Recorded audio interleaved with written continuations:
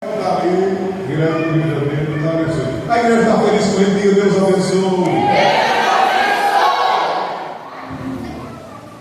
A paz do Senhor para a amada igreja. Amém. Glória a Deus, né? Estamos felizes aqui novamente para a glória do Senhor. Eu estou feliz, né? Ter meu filho aqui. E nós vamos orar para Deus abençoar e trazer uma mensagem do coração de Deus para o nosso coração. Nosso Deus, Pai Celestial.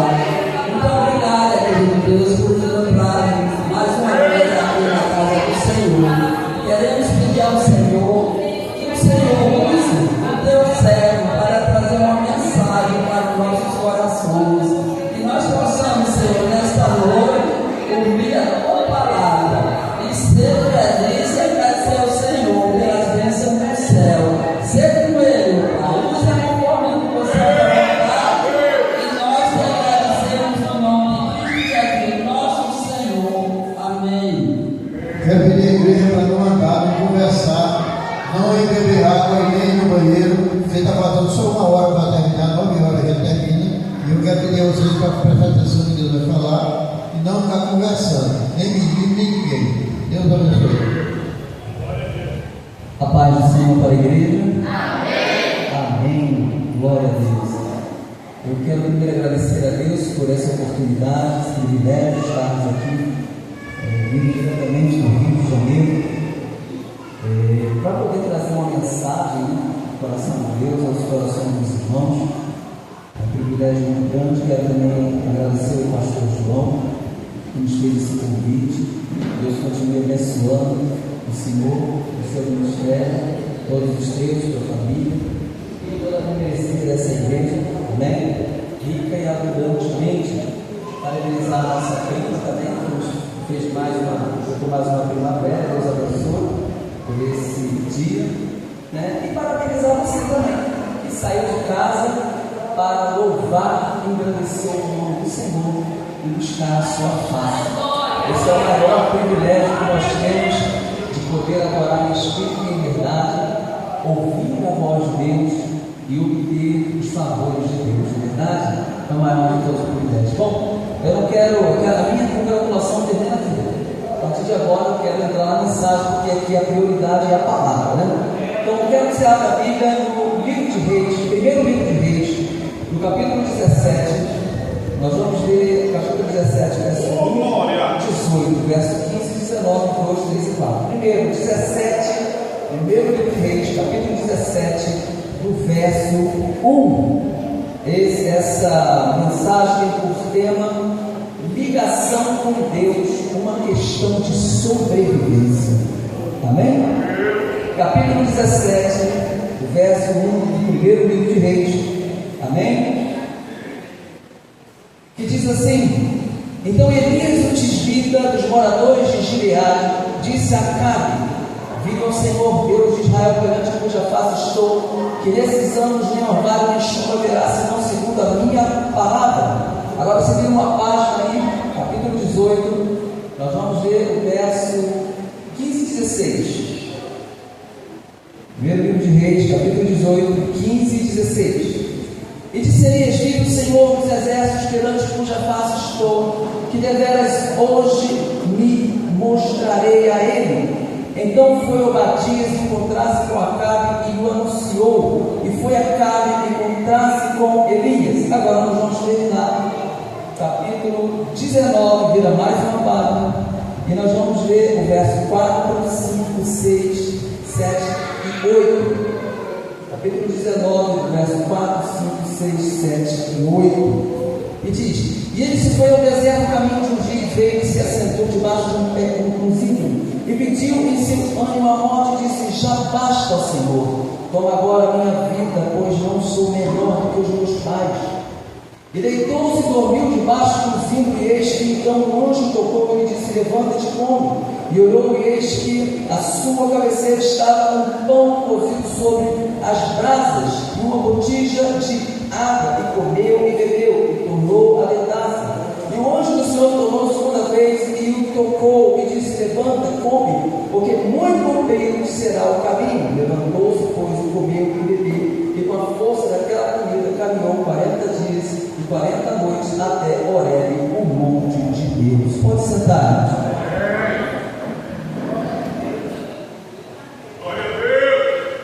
Amém. Queridos, fixamente ao olhar aqui para mim, não se distrai com nada. Essa hora que o inimigo ele fica furioso com a palavra de Deus. Então é o seguinte, nós sabemos que Israel era uma nação composta por 12 tribos, todas descendentes ali de Jacó, mas cada vez sendo dividida por dois reinos. De um lado ficou o reino do norte, do outro lado o reino do sul.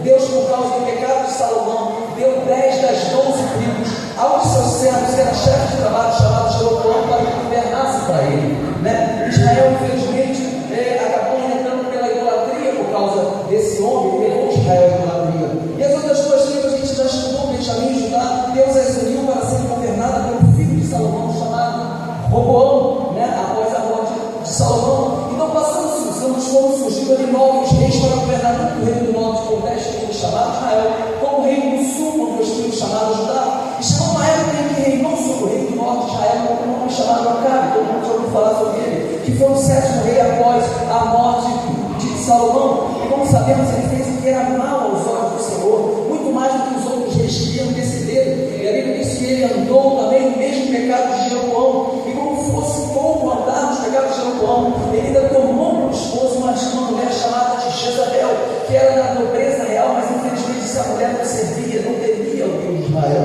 Filha de um homem chamado Estaal, rei dos Sidônios, ele que era das terras de Sidom, que hoje é considerado o Líbano, né? Ela tinha o ofício de ser princesa ali junto com seu pai, que era o rei. E igual os Sidônios tinham ali sido ricos pelo comércio extremamente desenvolvido, porque eles desenvolviam ali navios para que eles dessem bastante habilidade nas suas navegações.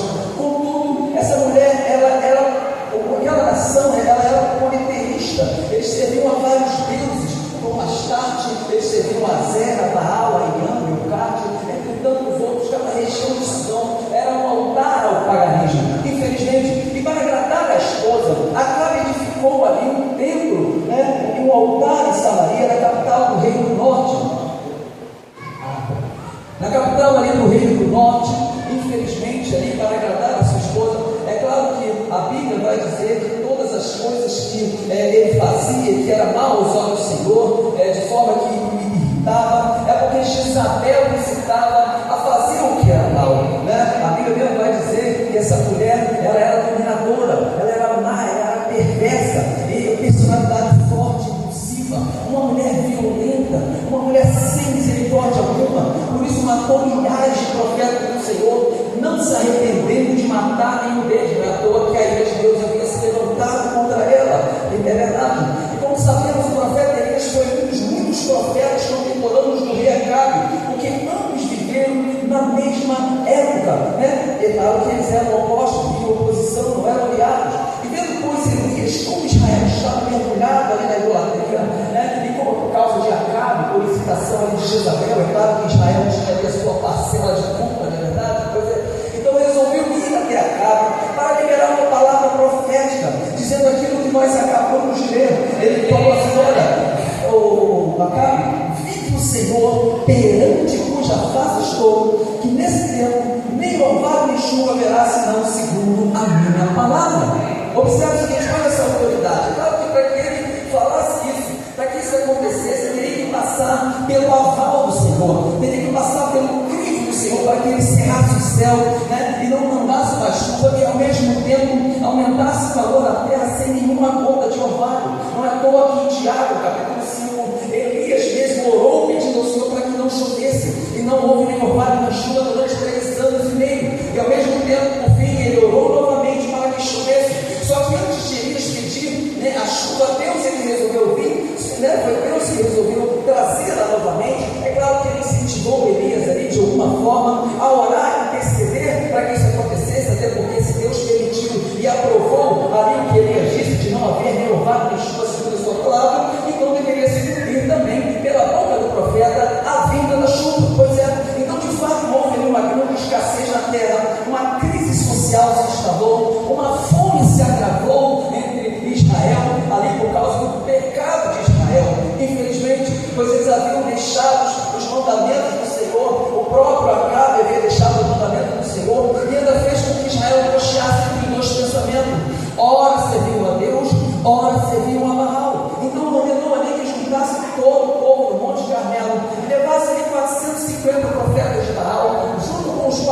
profetas que comiam na mesa de Jezabel, e depois de tudo pronto lá no Monte Carmelo, a Bíblia diz que os profetas de Baal, como nós já sabemos a história, clamaram, e nada aconteceu. Mas Elias pediu para que o Senhor manifestasse o seu poder, e o Deus cujo domínio é eterno, o Pai das luzes, e tem uma mudança de sua de variação, aquele que é rocha, aquele que a sua obra é perfeita, porque todos os seus caminhos são justos por ser ele reto, por ser ele verdadeiro, e não haver injustiça. Esse mesmo mandou fogo do céu e queimou tudo. A Bíblia diz que só o bezerro, mas também a lenha, a pedra, o pó, lambeu toda a água da vala que havia cavado em volta do altar de sacrifício. O que veio em todo Israel aquela cena, caíram sobre os seus rostos ajoelhados, reconhecendo, dizendo em uma só voz: só o Senhor é Deus, só o Senhor é Deus. Então ele ordenou a Israel que matasse os 450 profetas, obedecendo a lei do Velho Testamento, que diz lá em Êxodo 22, 20, que quem sacrificasse aos deuses, e não só o Senhor, deveria ser morto. E como os profetas de Baal só sacrificavam os Baalins da capital do Reino Norte, que era uma afronta contra o nosso Deus, o que aconteceu com eles? Sofreram aqui com a penalidade dos seus erros. Eles foram mortos. Então, após tudo isso passar, Elias fez aquela oração pedindo a chuva, avisou Acabe para que depois que ele comesse e bebesse, aparelhasse seus carros, porque uma forte chuva ia cair, para que ele não apanhasse aquela chuva. E passando-se alguns dias, ou muitos dias na verdade, quando Acabe chega na sua casa lá em Jezreel, cerca de 6 mil quilômetros de distância ali do Monte Carmelo, onde tudo havia acontecido, contou para Jezabel tudo quanto Elias havia feito, de como matar a espada os profetas, no que Jezabel muito se enfureceu e mandou mensageiros dizer o seguinte para Elias: olha, avisa Elias lá, assim que faça aos deuses e obtão, se disser que até amanhã essas horas eu não puser a sua vida como a um deles, trocando por miúdos, o que eles queriam dizer é o seguinte: olha, que os deuses me matem, se até amanhã, a essas horas, eu não fizer contigo o que tu fez com os 450 profetas que tu matou ali no ribeiro de Quizon. Irmãos, entenda o seguinte: a Bíblia diz que Elias, ele ouvindo essa ameaça, levantou-se para escapar e fugiu rumo a Berseba, que é em Judá, e ele deixou ali o seu moço que havia levado consigo, que era uma espécie de discípulo, uma espécie de aprendiz que poderia futuramente substituir em seu ministério, caso fosse vontade de Deus. E depois disso, foi para o deserto, caminho de um dia, sentando-se debaixo de um pézinho, ele pede a Deus a sua morte, por alegar não ser melhor que os seus antepassados. Mas você já observou uma coisa? Se você já parou para pensar, por que Elias chegou a esse ponto de temer a Jezabel, numa palavra de morte, de ameaça, dizendo que ele iria morrer, e não perguntou a Deus o que fazer diante daquela forma? Você já parou para perguntar isso? Por que ele não perguntou a Deus? Por que aquele homem que era tão valente e destemido não orou ao Senhor para saber dele o que fazer diante daquela situação, já que ele vivia ligado perante a sua face? Será que Deus não poderia o esconder como ele escondeu dela mesmo, da própria Jezabel, como fez uma outra vez no tempo da seca, junto ao ribeiro de Querite, sendo sustentados pelos povos que lhe trazia pão e carne no seu bico? Será que Deus não poderia o esconder como escondeu dela outra vez em Sarepta, na casa de uma viúva, sendo sustentado pela própria viúva, quando ele mesmo abençoou, multiplicando a farinha da panela e o azeite da botija, e ainda ressuscitou a filha da viúva? Será que ele não poderia orar para descer fogo do céu, como ele fez tempos mais tarde, onde ele queimou ali 2 capitões com 50 soldados, total de 100, a mão do filho de Acabe, o rei Acasias? Por que então aquele homem que era tão valente, destemido, agora não orou para saber o que fazer, já que Deus havia guardado da própria Jezabel quando ela matava os profetas?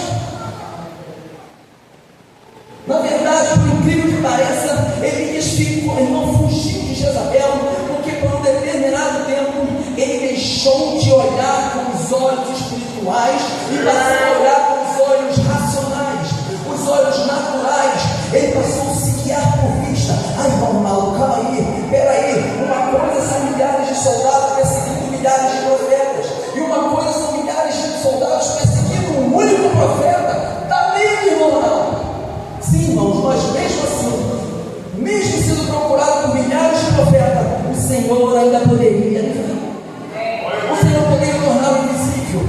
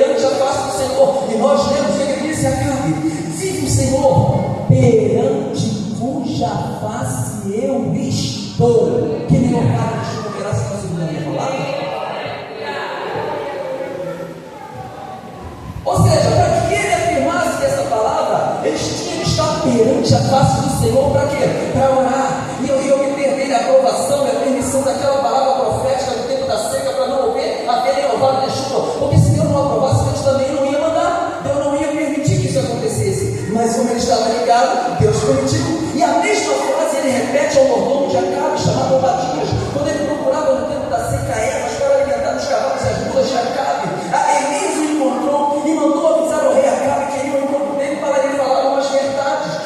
Então, porém, Obadias ele não acreditou e temeu em dizer isso ao rei, porque ele poderia ser morto por Acabe se Elias não aparecesse por lá. Só que Elias lhe dá a sua palavra e ele aparece sim. Elias disse no capítulo 18, verso 15, que nós lemos aí, ele disse: olha, Obadias, vive o Senhor dos exércitos, perante cuja face eu estou, que hoje devo apresentar o rei. E essa é a segunda evidência que mostra que ele estava perante a face do Senhor, como ele sempre andou ligado, né? Como ele não face a face com Deus como os outros profetas. E isso me encorajava a não fugir de nada nem de ninguém. Por quê? Porque estando perante a face do Senhor, ele consultava ele o que fazer para obter a sua boa, perfeita e agradável vontade.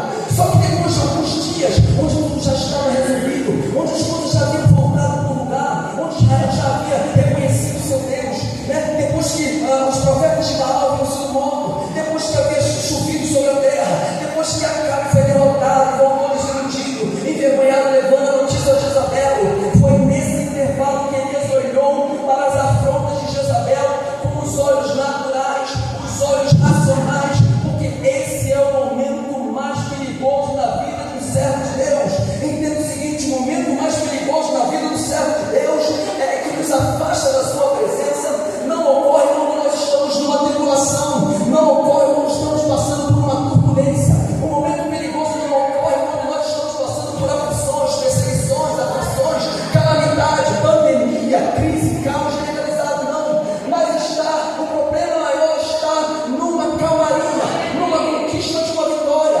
Como estamos com a vitória na mão, tudo vai bem, agimos de forma racional, agimos de forma natural, inspiramos na oração, inspiramos no relacionamento, inspiramos no jejuar. Para que eu vou orar? Para que eu vou jejuar? Eu estou com vida, saúde, eu estou bem, emprego, dinheiro no bolso, está dando tudo certo. Para que eu vou ler a Bíblia? Para que eu vou assumir compromisso com Deus? Para que eu vou oferecer sacrifícios ao Senhor? Eu vou ficar na minha, eu vou ficar em casa assistindo televisão, eu vou me acomodar. E aí o inimigo vai se aproximando e oferecendo as bandejas, você vai cedendo e vai agradando a carne. Então, como Elias ficou por vista, teve receio das afrontas de Jezabel, sabe por quê? E por isso não consultou ao Senhor o que fazer diante daquela ameaça, preferindo agir, como eu falei, por impulso, pelo instinto de sobrevivência, alimentando a sua frágil natureza humana e fazendo aquilo que ele achava ser correto aos seus próprios olhos. É por isso que ele passou a fazer coisas que nem ele mesmo sabia o que estava fazendo, como por exemplo, ele fugiu do problema, coisa que Deus detesta na vida do filho dele. Elias passou a agir como aqueles crentes que fogem do problema. Você conhece crente assim? Pois é, passou a agir assim, fugindo do problema. Segundo, levou consigo seu moço que não tinha nada a ver com aquela história, e ao perceber o seu erro, desiste dele, deixando Beceba. Já viu aqueles crentes que está no vale, quer levar outro para dentro do vale? Passou a agir assim, sem saber o que fazer da vida. Desceu, foi para o deserto, caminho de um dia, sem rumo, sem direção, sem controle, sem saber o que fazer. E quarto, senta-se debaixo de um pé de cedro e pede a sua própria morte.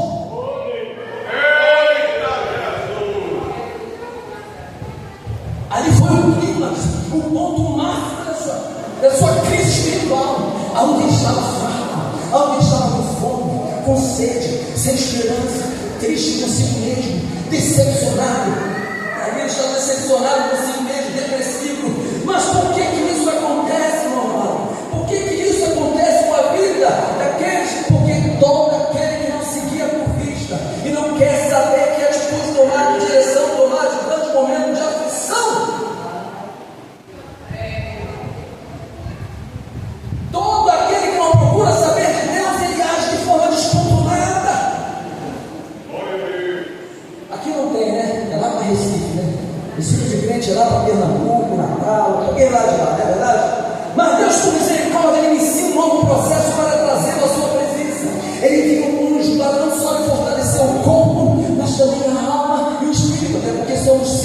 dicotômicos, né? Corpo, alma e espírito. Então os três têm que ser fortalecidos. Porque a partir do momento que o anjo lhe trouxe pão e água, no capítulo 19, verso 5 ao 7, para que ele comesse e ao mesmo tempo bebesse, também ele disse: olha, come e bebe, porque muito longo será o seu caminho. E não é o caminho do seu ministério que seria longo, não. Porque depois de algum tempo ele seria arrebatado, como a gente vê, como redemoinho, porque ele pediu a morte. Cuidado com o que você pede a Deus, porque Deus ele está ouvindo e ele atende o teu clamor. Mas quando o anjo lhe disse que muito longo seria o seu caminho, é porque ele precisava voltar a estar perante a face do Senhor, no lugar onde um lugar que não era perto dali. E esse lugar propício seria o Monte Horebe, ou Sinai, tanto faz, conhecido como Monte de Deus. Por isso brotou no seu coração, por causa das palavras do anjo, o desejo de ouvir a voz de Deus lá de cima. E como era muito longe de onde ele estava, daí o sentido de dizer: muito longo será o teu caminho. Mas será que era longe? Para caminhar 40 dias, 40 noites, sem parar, né? Com a força espiritual daquela comida, até a Horebe, era muito longe, não é verdade? Pois é. Então, para quem não sabe, o Monte Horebe não era qualquer lugar. Ele ficou marcado para simbolizar o local onde Deus revelava a sua boa, perfeita e agradável vontade. Lá ele trazia respostas ao seu povo. Lá ele revelou-se na sarça ardente. Lá ele providenciou água da rocha. Lá ele revelou a sua lei. Lá ele manifestou o seu grande poder. E chegando no monte, ele entra numa caverna, não para se esconder, como muitos outros dizendo aí. A Bíblia não diz que ele entrou para se esconder de Jezabel, não. A Bíblia diz que ele entrou para passar a noite. Por quê? Porque o Horebe é muito alto, cerca de 2.185 metros de altura. Eu tive que entrar na internet para saber se um morro com 100 metros já faz frio. De noite, imagina um monte desse tamanho, dessa altura. E por que não dormir na caverna para se aquecer e pela manhã invocar o nome do Senhor? Só que, sem que ele imaginasse, o Senhor não espera amanhecer e se pronuncia naquela noite perguntando: o que fazes aqui, Elias?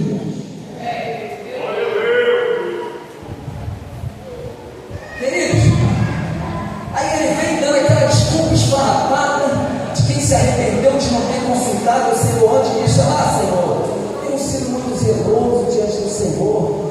Israel deixava os teu conselho, derrubaram os altares, mataram os profetas, só eu fiquei. Agora buscam tirar a minha vida.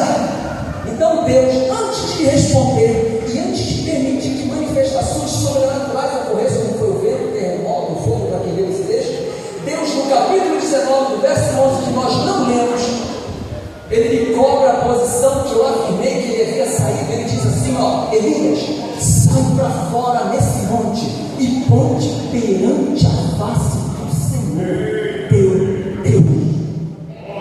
Sabe o que isso significa? Sai daí de dentro e vem olhar aqui nos meus olhos, como nós conversávamos antigamente, como nós costumávamos estar ligados, como você costumava estar prostrado perante a minha face. E por que tem que ser assim, meu amado? Porque Deus não revela a sua boa, perfeita e agradável vontade. Ele não traz resposta. Ele não manifesta o seu poder na vida daquele que anda desligado fora da sua presença. Aquele que não lhe agrada, aquele que está longe da sua vontade, aquele que, como Elias, não está andando perante a sua face. Você está entendendo a palavra? Pois é, aqui eu começo a pregar. Tem muita gente no reino de Deus, irmão, que está se conformando com o mundo. Aqui não, né? Aqui não. É lá para Guarabira, João Freire, Nazaré da Mata, para esse lado de lá, né? Aqui não tem isso não, graças a Deus. Mas tem muita gente no reino de Deus que está se conformando com o mundo, com as coisas que nesse mundo há, com a concupiscência dos olhos, a concupiscência da carne, com a soberba da vida. E assim como ele está fugindo do compromisso, da responsabilidade que o Senhor lhe deu, e com isso ele está ficando improdutivo dentro do reino de Deus. Tem muito crente dentro da casa do Senhor que está agindo de forma negligente. Mas como assim? É gente descuidada, desleixada, faz as coisas de qualquer maneira no seu ministério, faz as coisas de qualquer maneira no casamento, na família, no trabalho, na sua reputação. Infelizmente, pessoas que estão agindo de qualquer maneira são crentes desatentos. Como assim? Falta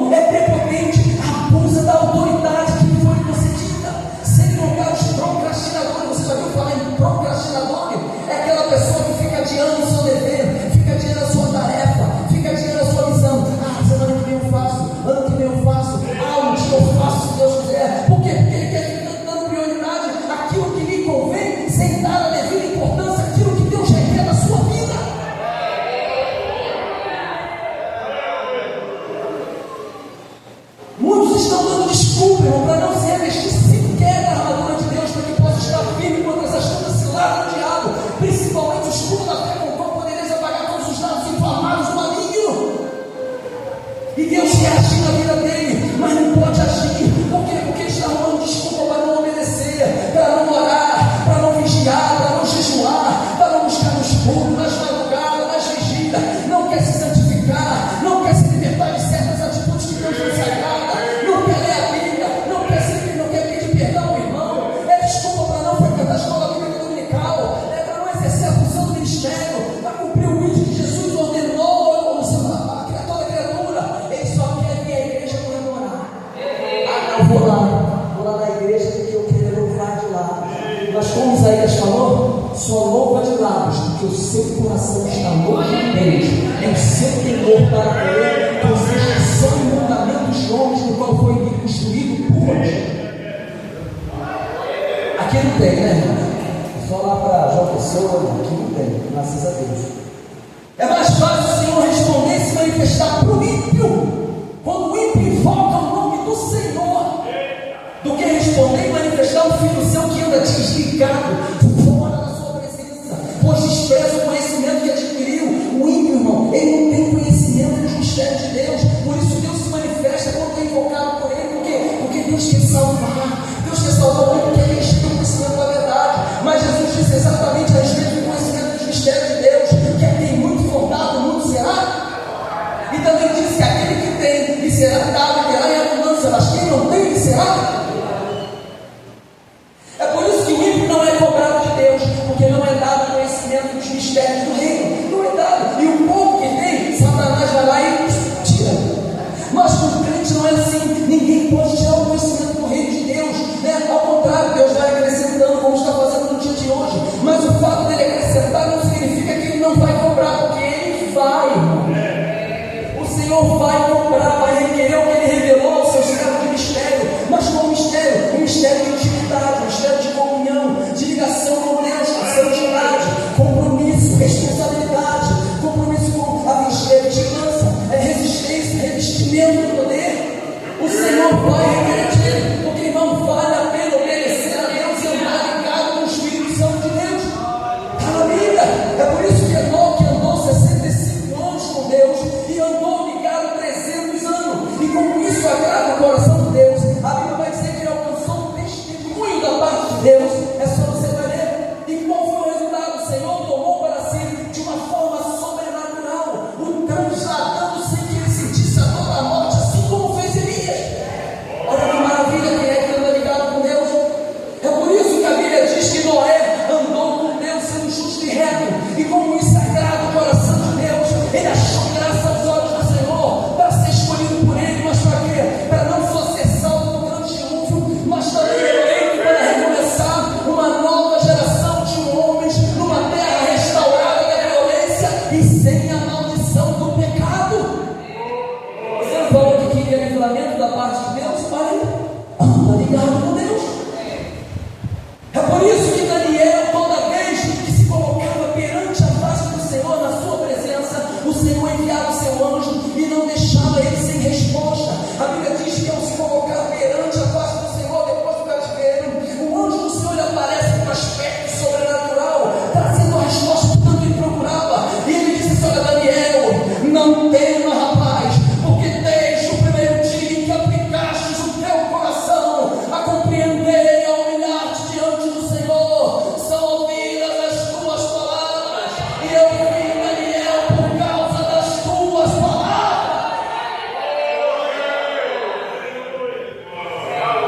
Você não disse que quer resposta de Deus? Passa a andar ligado perante a sua face. E é por isso que a Bíblia diz que o Senhor fez uma promessa a Abraão e que se comprometeria a cumprir todas elas se ele andasse na sua presença e fosse perfeito. Ele olhou para Abraão e falou: Abraão, entenda o seguinte, farei de ti, homem, uma grande nação, abençoar-te-ei, engrandecerei o teu nome, tu serás uma bênção, abençoarei os que te abençoarem, amaldiçoarei os que te amaldiçoarem, mas em ti serão benditas todas as famílias da terra. Eu sou o Deus Todo-Poderoso, Abraão, anda na minha presença e ser perfeito, porque então porei a minha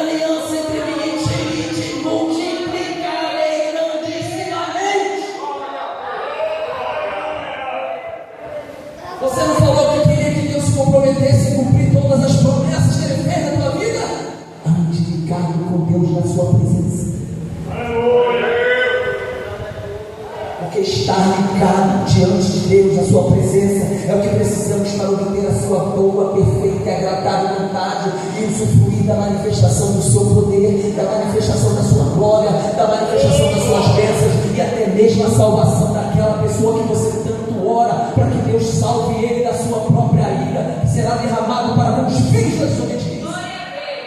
Ande ligado com Deus. Infelizmente há muita gente no reino de Deus que está agindo como Acabe, demonstrando certo tipo de reverência e temor aos princípios das Escrituras Sagradas, mas só no aspecto de medo e reconhecimento do poderio, medo e reconhecimento do poder de Deus, mas não no aspecto de sujeição, obediência, submissão à vontade de Deus, como o Senhor requer. Estão fazendo como Nadab e Abiú, filhos do sumo sacerdote Arão. A Bíblia diz que eles tomaram cada um seu incensário, colocaram incenso no incensário e atiraram fogo com o carvão que eles mesmos arrumaram, trazendo assim fogo estranho perante a face do Senhor, o que Deus não lhe ordenou. Então sabe, o fogo de Israel consumiu a ambos. Mas por que aconteceu isso, irmão Ronaldo? Porque o incensário deveria ser aceso apenas pelo sumo sacerdote, usando-se para isso brasas tiradas do próprio altar de sacrifício. Mas a Bíblia diz que eles acenderam seus incensários sem ser sumo sacerdote, com fogo que eles mesmos produziram, o que foi fulminante, consumidos pelo fogo do Senhor. Sabe o que isso significa? Eu vou dizer: qualquer um que tentar ter acesso à chama do Espírito Santo de Deus na sua vida, com base nas suas próprias regras, ou com base nas obras desse mundo, não subsistirá, não prevalecerá, não prosperará, não alcançará êxito na sua vida. Mas por quê? Porque Deus não se agrada de crente que quer andar na sua presença, mas fica te dando as regras para ele, dizendo o que ele tem que fazer, como ele tem que proceder. Não, Deus é mestre por excelência, não precisa te conselheiro, ele sabe o que está fazendo, ainda que você não entenda hoje, mas amanhã vai entender.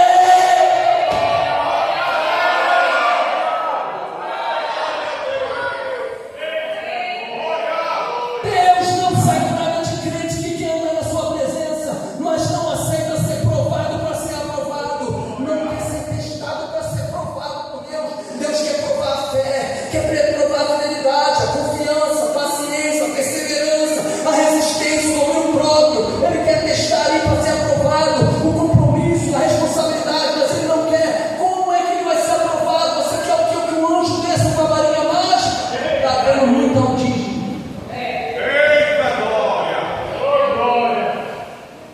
Deus não se agrada de crente que quer vencer a tentação, mas fica afirmando que pecadinho pode, pecadão não. Ah, irmão Ronaldo, tudo é relativo. O que é pecado para o irmão pode ser virtude para mim. O que é pecado para mim pode ser virtude para o irmão. Ah não, calma aí, irmão. O pecado é subjetivo, depende de cada pessoa, depende da situação. Tem crente que quer andar na presença de Deus e fica afirmando que a Bíblia precisa passar por uma revisão. Eu já ouvi gente falando assim: não, essa interpretação está correta. Dizem por aí que a interpretação correta da Bíblia é vulnerável, ela precisa ser modificada de acordo com seus próprios interesses, de acordo com a vontade carnal, de acordo com o costume de cada região.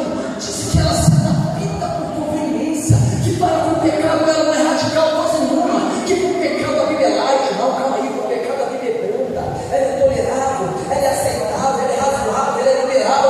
Já estão dizendo por aí que a Bíblia é libertina, mas como assim a Bíblia? Você pode viver com a vida sem regras, entregues aos prazeres, desrespeitando os princípios da palavra de Deus. Só que não adianta andar na presença de Deus falando de arrependimento de práticas ilícitas, de obras mortas, e não demonstrar na prática, não viver aquilo que prega, enquanto a palavra nos ensina a produzir fruto de arrependimento, para usufruir das bênçãos, da manifestação de poder, das transformações, dos milagres, do poder sobrenatural, das maravilhas, e não impedimos o agir de Deus. Por outro lado, tem um crente, irmão, está aprendendo com aquilo que o mundo ensina. O mundo está dizendo que você tem que andar, tem que observar o seu coração. Olha, dê ouvidos ao seu coração, o que o seu coração falar, siga o seu coração para que você conquiste, para que você triunfe, tenha sucesso, realização, êxito, para que você venha triunfar. É isso que o mundo ensina.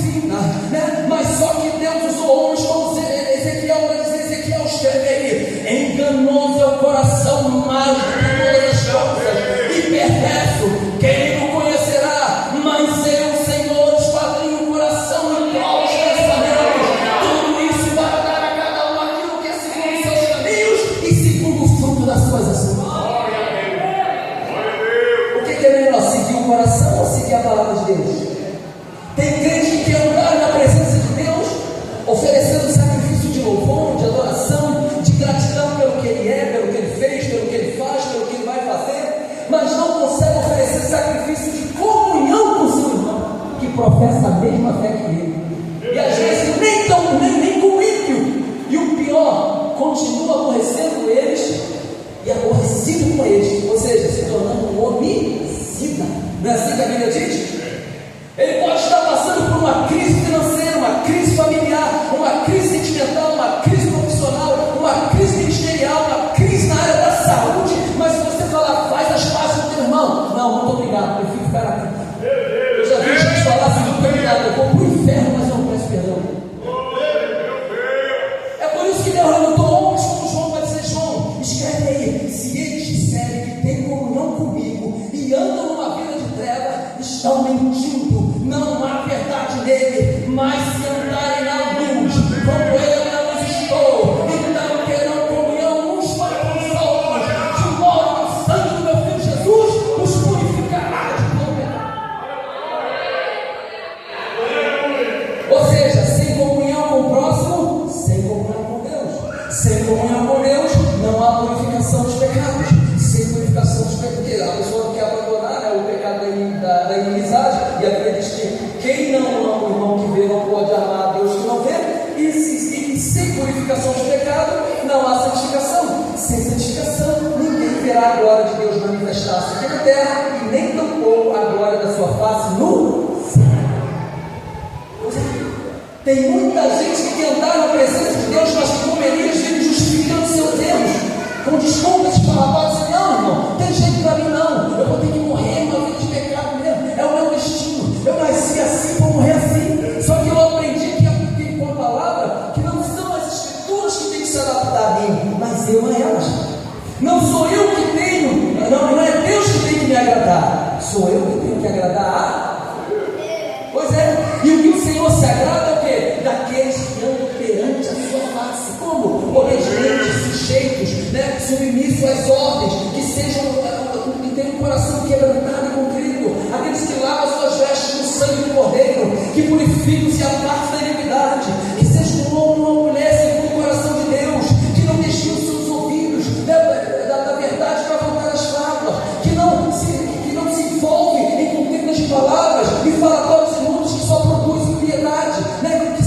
Mas que sejam irrepreensíveis, que sejam incontaminados, que sejam incorruptíveis, que sejam vasos de honra, santificados e úteis para o uso do Senhor, preparados para toda boa obra, que sejam quem sofre com as aflições, faz a obra evangelística e cumpre com o seu ministério. É exatamente isso que o Senhor requer. Deus não se agrada daqueles que não andam segundo o conselho dos ímpios, que não se detêm no caminho dos pecadores, que não se assentam na roda dos escarnecedores. Antes tem o seu prazer na lei do Senhor, e nela medita de dia e de noite. Por isso será considerado como árvore plantada junto ao ribeiro das águas, na qual dá o seu fruto na estação própria, e cujas folhas não caem, e tudo quanto fizer prosperará. Queridos, por isso a palavra que o Senhor colocou no meu coração para compartilhar contigo, por meio dessa oportunidade que Ele tem me dado, é essa: como temos procedido diante das afrontas do inimigo? Que atitude estamos tomando? Que rumo estamos seguindo diante das aflições, das tribulações desse mundo tenebroso? Será que estamos consultando ao Senhor o que fazer diante das crises, das calamidades? Ou estamos preferindo agir como Elias, como ele agiu diante de Jezabel, fugindo do problema, agindo por impulso, pelo instinto de sobrevivência, alimentando a frágil natureza humana, fazendo aquilo que acha ser correto aos seus próprios olhos? Será que estamos perante a face do Senhor como Ele requer, para não interferir no seu agir na nossa vida, seja qual for a área? Porque independente do que aconteça, o que importa é permanecer ligado na presença do Senhor, orientados pela sua palavra e guiados pelo seu Santo Espírito. Mas por que a sua palavra? Porque ela é lâmpada para os nossos pés e luz para os nossos caminhos. Ela é viva e eficaz, ela é mais penetrante do que qualquer espada de dois gumes. Ela penetra no nosso ser mais íntimo, a ponto de dividir alma e espírito, chutas e medulas, e ainda é apta para discernir os pensamentos e as intenções do coração. E por que o Espírito Santo? Porque Jesus disse que o Consolador, o Espírito da verdade que o mundo não pode receber, porque não vê, não conhece, estaria conosco e está dentro de nós. E esse Consolador, o Espírito que o Pai envia,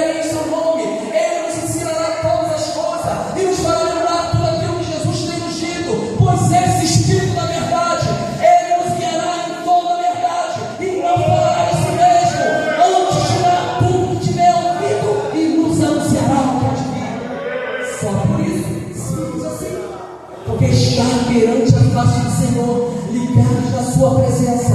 É o que precisamos para ouvir a sua voz, obter a sua boa, perfeita e agradável vontade e ainda usufruir da manifestação do seu poder, das suas bênçãos, da sua glória e quem sabe Deus salvar aquela pessoa que você ora, para que ele livre da ira de Deus que será derramado para todos os dias.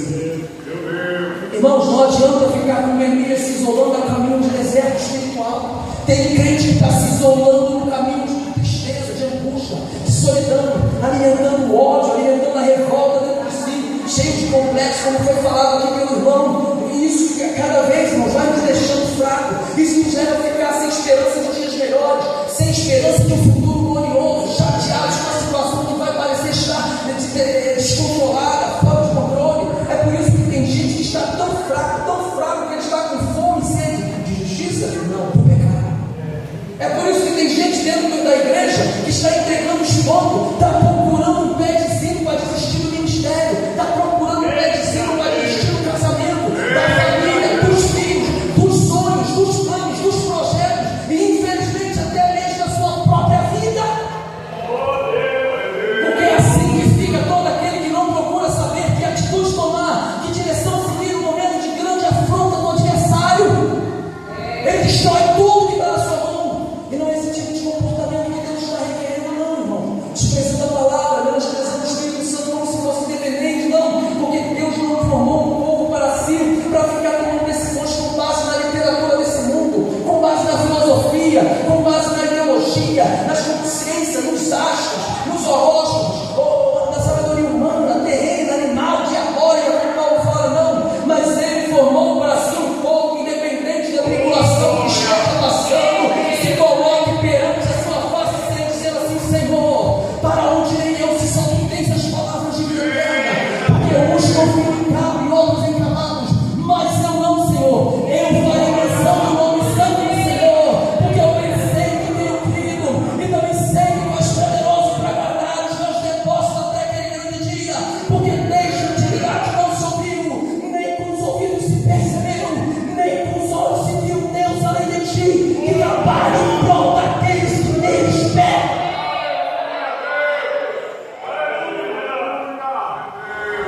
É por isso que Deus usou o homem como Jeremias. Jeremias escreve aí: maldito o homem que confia no homem e faz da carne o seu braço e aparta o seu coração do Senhor, porque será como a tamarqueira no deserto, não sentirá como vem o bem, antes morará nos lugares secos, numa terra salgada e inabitável. Mas bendito o homem que confia e cuja confiança é o Senhor, será como a árvore plantada junto ao ribeiro das águas, e vai estendendo as suas raízes ao ribeiro, e não receia quando vem o calor, mas a sua folha fica verde, e no ano da sequidão não se afadiga e nem deixa de dar fruto. Sabe por quê? Porque os que confiam no Senhor são como os montes de Sião que não se abalam das temperamentos.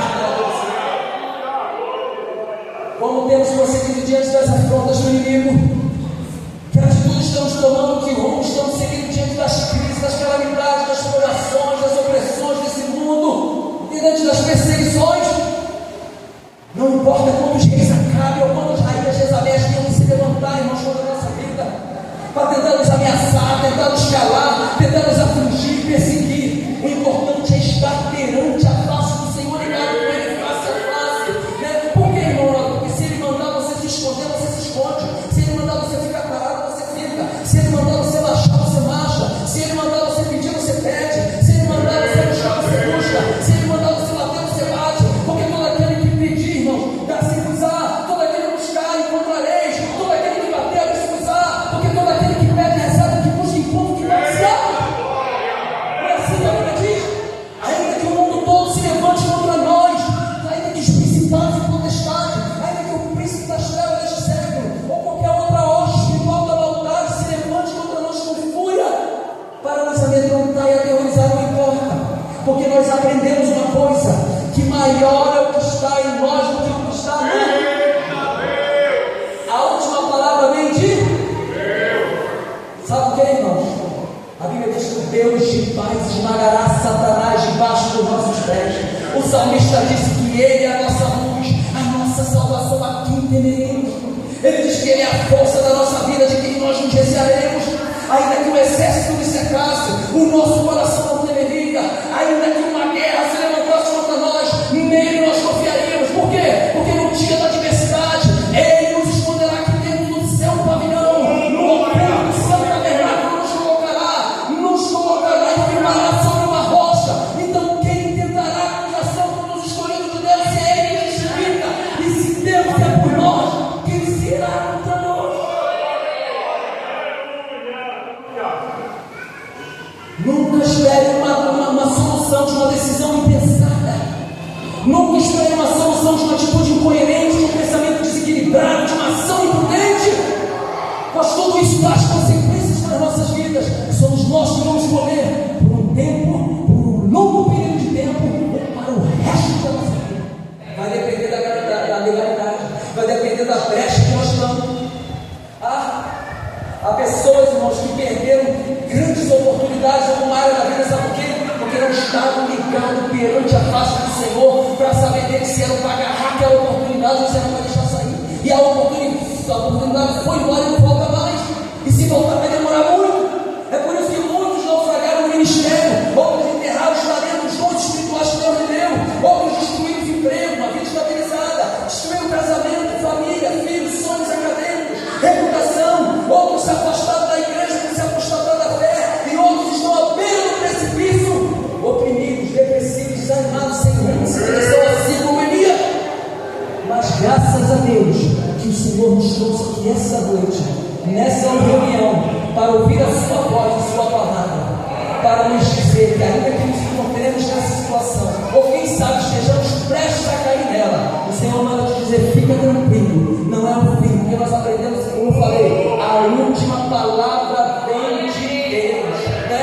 Porque nada pode deter os planos e projetos que Deus tem para realizar na vida daqueles que decidirem hoje andar 24 horas na presença de Deus, porque aquele que começou uma boa obra em nós, Ele a aperfeiçoará até aquele grande dia. E não há homem na terra, não há anjo no céu, nem demônio no inferno que possam ser capazes de pôr fim aos projetos de Deus, de restauração da sua igreja, para crescimento, desenvolvimento, aperfeiçoamento, avivamento, edificação.